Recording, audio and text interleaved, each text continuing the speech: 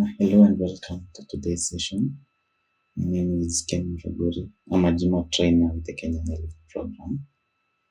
So today we'll be looking at mocks. So all of us know about the GMAT mocks. So it's kind of a simulation of the exam that is available to you during your studies.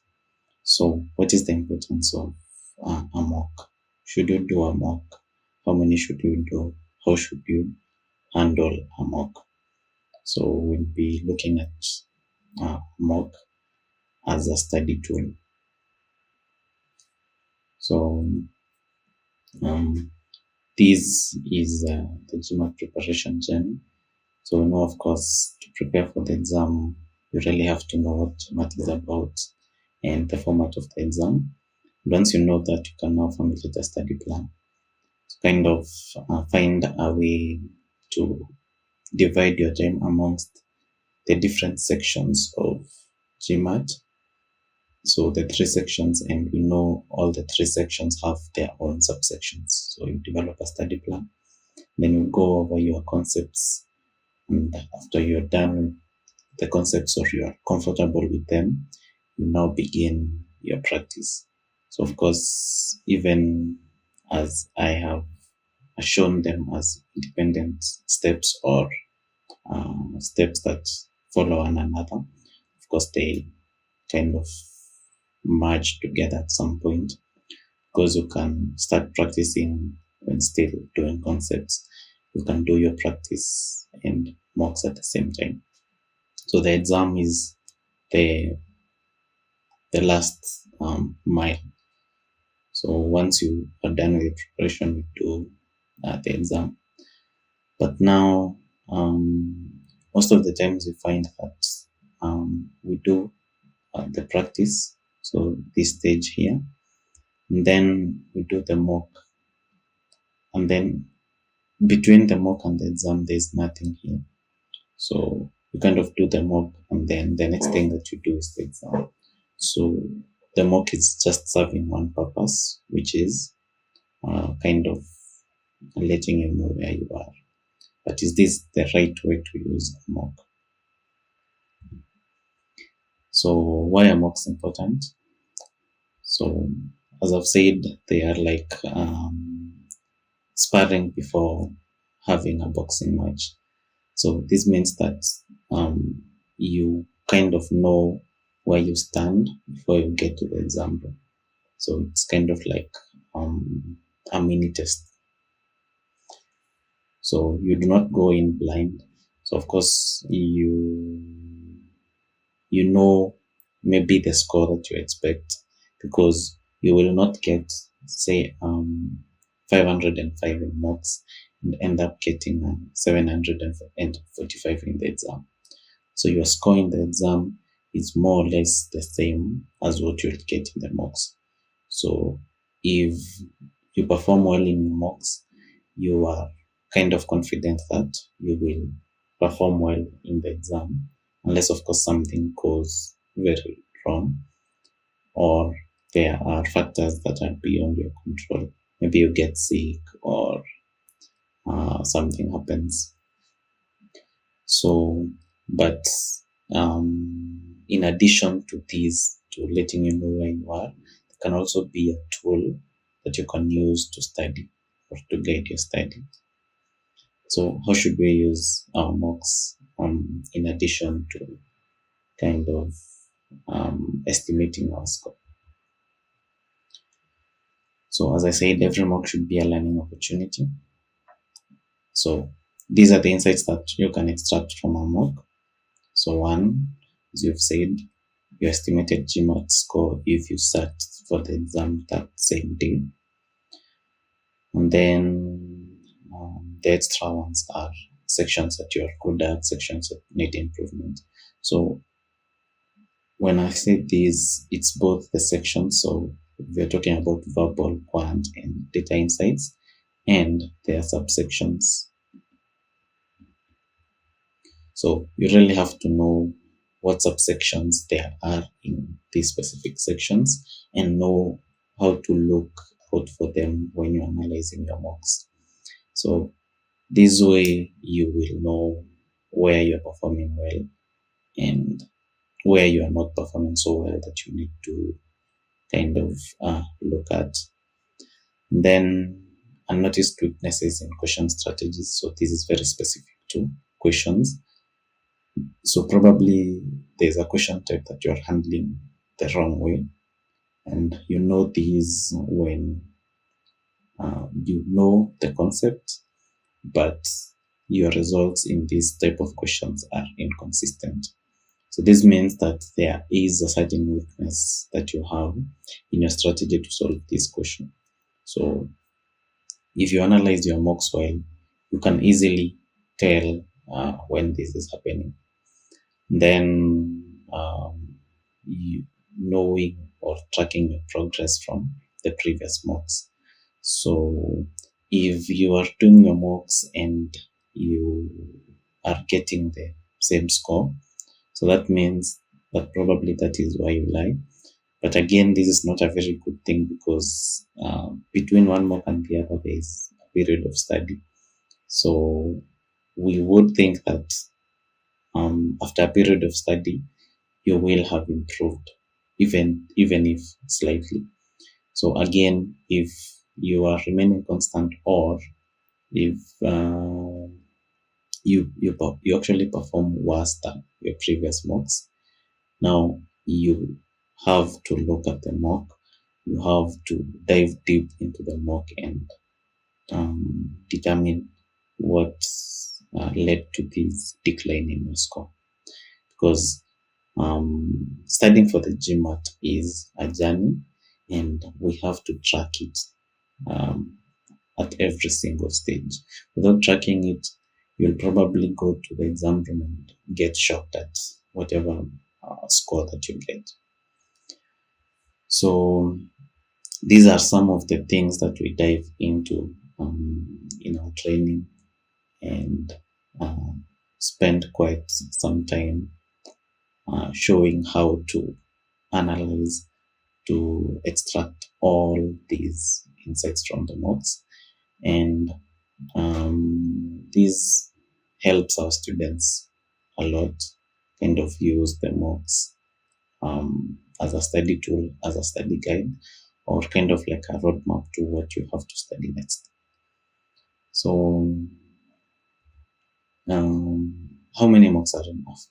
So we get the question that, so should I do 2 mocks? Should I do 5 mocks? Should I do 10, 15? So how many mocks should I do? So the simple answer to this question is you should do as many as necessary, or as many as you need. So for some, only 2 are enough. For others, they need quite a lot of mocks, and it just depends on you. So what do you need? Do you need more than the average person to track your progress? And again, this all depends on what you're doing in between. Because if actually you use the mock the way it's supposed to be used, one mock can show you a lot of things that you need to do. And once you're done with all those things, you find that your score is actually where you need it to be. So if you're using the mocks correctly, there's no number of mocks that is too few. But we usually say that the fewest that you should do, the least number of mocks that you should do is 2. And then from there, it's up to your discretion. You can do as many as you want. And of course, this depends also on the length of study. So how much time are you putting in to your study? For someone who is only studying for 3 weeks, they can't do as many mocks as someone who's studying for 3 or 4 months. Because of course, in 3 weeks, you can't really do a lot of mocks and gain a lot from those. You're watching Success with Bob Mwiti Show, presented to you by Upstech America. Upstech America is a consulting company that helps immigrants find amazing higher education and job opportunities in the tech industry in the United States. You can find our programs by going to www.upstechamerica.com. Upstech America, we wake you up to the unlimited potential. So how do you know if you're using your mocks the right way? So if you're using your mocks the right way, after every mock, you should comfortably answer these questions. Yes. So first, do I know my areas of improvement? So this is one of the core things that you should extract from your mock. Look at your mocks, look at the questions that you're getting from, know the types of questions, know the areas that they're coming from, know the concepts which are associated with these questions, and therefore you know which areas to work on. Then, have I determined my order of sections for the exam? This is another use of mocks.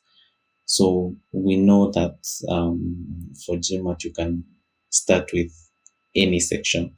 So you can maybe start with verbal, then quant, then data insights. Or we can start with data insights, then quant, then verbal. Or quant, then data insights, then verbal. So there are very many combinations of how you do the exam. And how to choose the order of sections, it should always depend on the order that brings out the best in you. So for some, they start with the section that they are very good at. For some, they start the opposite.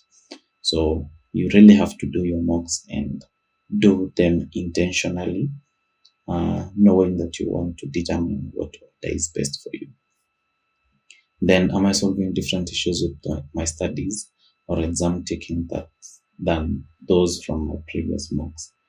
So you have done mock 1, mock 2, and mock 3.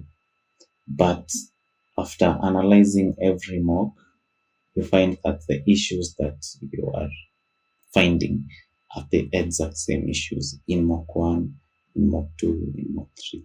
So the simple question is, what are you doing in between these mocks? Because if you find an issue in mock 1, the issue shouldn't appear in mock 2 again. And the issue, of course, shouldn't appear in mock 3. You should have worked on that issue. So if you're having the same issues repeating every mock, you know you're not using your mocks the correct way. Then have I just adjusted my focus areas after sitting for the mock? So this simply means that once you do a mock, the next part of your study should be determined by this mock. So whatever insights that this mock will have shown you, that's the path that you should take. So if, say, you are given a section, a certain duration of time, and then you find that this section is good, and another that you weren't giving as much time is suffering because you have not to adjust how much time you give to each section. So this is just one example of how the mocks should kind of act as your map. They should determine or help you set your study path for your next part of study. Then do I know why I got this specific score? So this means that when you analyze your mock, you shouldn't have a question of why you got that score. Sometimes we miss a lot of questions. So you find maybe someone getting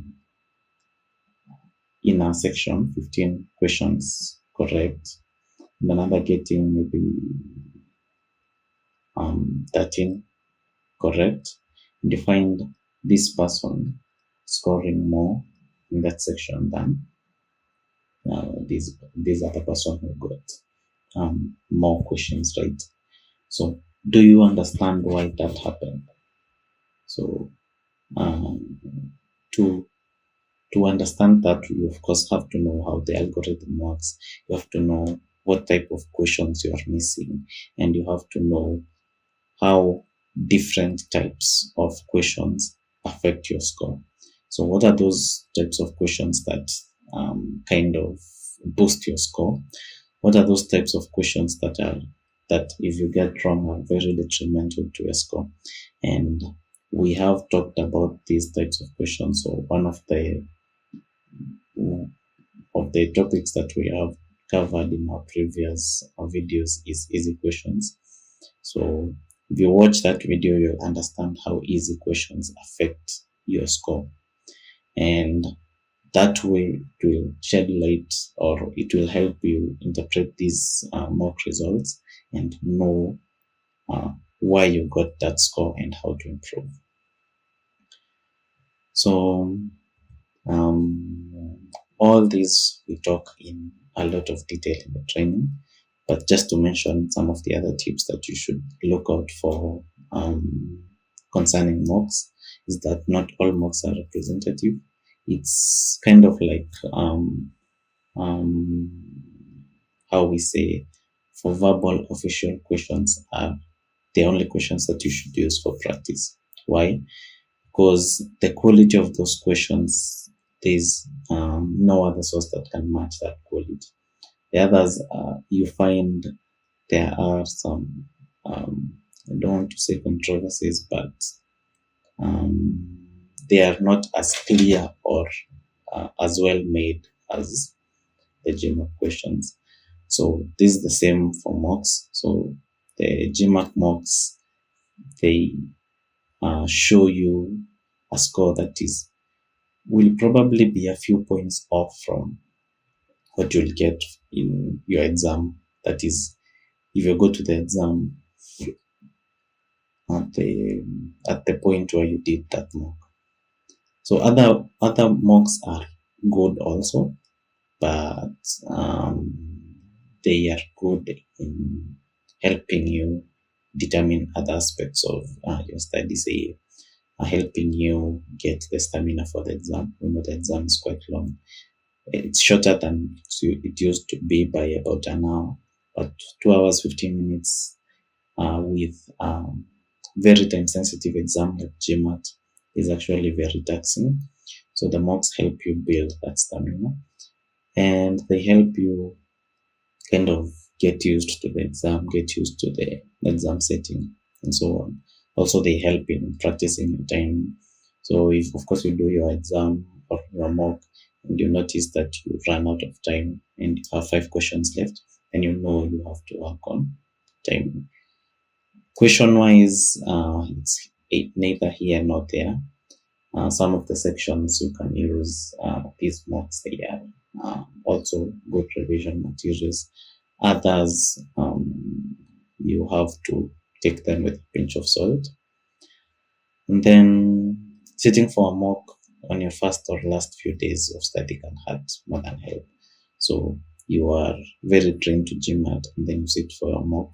Probably it won't go well because you are not familiar with how GMAT tests or frames the questions and how you should approach those questions. And then in the last few days, so the last 2-3 days to the exam. So the problem with these is that you actually cannot do anything. When if you discover a problem in that mock, there's the largest possibility is that you cannot really do something in that short span before the exam comes that will help you correct whatever that you are doing wrong. So what ends up happening is you kind of get nervous, you get too much in your head. You think that you've not prepared enough, and that affects your confidence going to the exam. And that is, of course, detrimental to your GMAT score. So these are some of the tips that you can follow when trying out your mocks and when you're doing your studies, and they will for sure help you prepare better for the exam. So that's all we had for you today. So for more tips, for more guidance on how to use mocks, please make sure to join the Kenya Lift program GMAT training. You can do that through our websites, and we will guide you appropriately. So thank you so much, and see you in our next lesson. Bye.